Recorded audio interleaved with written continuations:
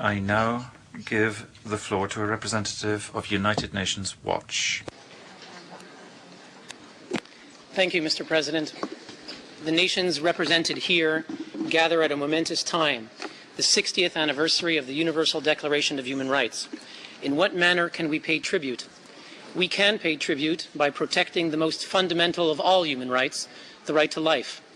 Mr. President, nowhere is this right being violated more than in Darfur, as well as every other right guaranteed in the Declaration, and by no one more than the government of Sudan. In Senegal, there is now a critical summit underway to address Darfur. But yesterday, UN Secretary General Ban Ki-moon and African, US, and European diplomats were kept waiting for hours with no sign of Sudan's President Bashir. In a phone call to the President of Senegal, President Bashir explained that he had a headache. Mr. President, who will tell the victims of Darfur that their suffering will be prolonged because the President said he had a headache? As many as 400,000 people have been killed in Darfur. Another 2.5 million have been driven from their homes and into danger. The threat of rape, torture, murder, and malnutrition pursue the women and children of Darfur wherever they flee. World leaders must unite now to end the atrocities and establish a lasting peace in Darfur. We urge this Council to take action to make ending the massive crimes in Darfur one of its top priorities, to push for the fastest and fullest deployment of the peacekeeping force authorized by the UN Security Council in July, to pressure contributing nations to fully and immediately meet their pledges of troops, funding, equipment, and logistical support, to ensure the Sudanese government's full participation in a just and inclusive peace process, and to overcome any attempts to obstruct or delay the protection of civilians or the peace process, to increase humanitarian aid and ensure access for its safe delivery. Mr. President, this Council must send a powerful message to Sudan that the killings, the burnings, the rape of its own citizens, all of this must end. We ask Sudan, for how long will headaches and other excuses continue to afflict the lives of men, women, and children? As the international community is ready to act, gathered in Senegal, we must see a serious response from the government of Sudan. No more excuses. Mr. President, we need action. If not from this Council, the highest intergovernmental forum of human rights, then from who? And if not now, when? Thank you, Mr. President. Thank you.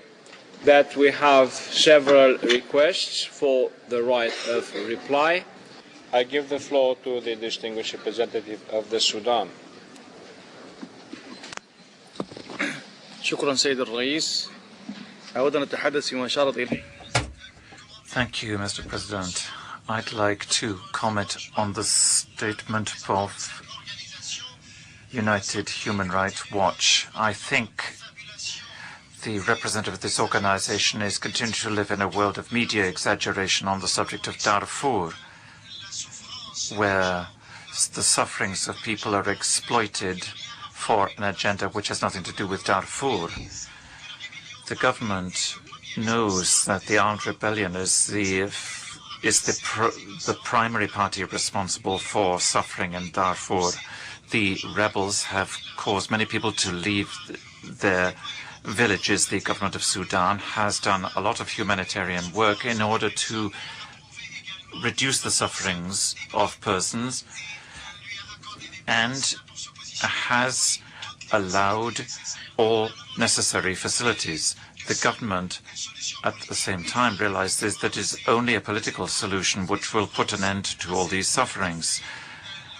Accordingly, the government has been working very hard to deal with the rebels. It signed the Abuja agreement with some of them, but certain others refused because they were given support by countries giving shelter to them. These countries seem to be, nevertheless, expressing sympathy for people in Darfur. The government, however, has continued to work for a solution which will restore peace and stability in that region, and calls upon the international community to assume its obligations against those who refuse solutions, and notes that countries give media coverage to this situation while refusing to sit down to work on a peaceful agreement to this situation. Thank you.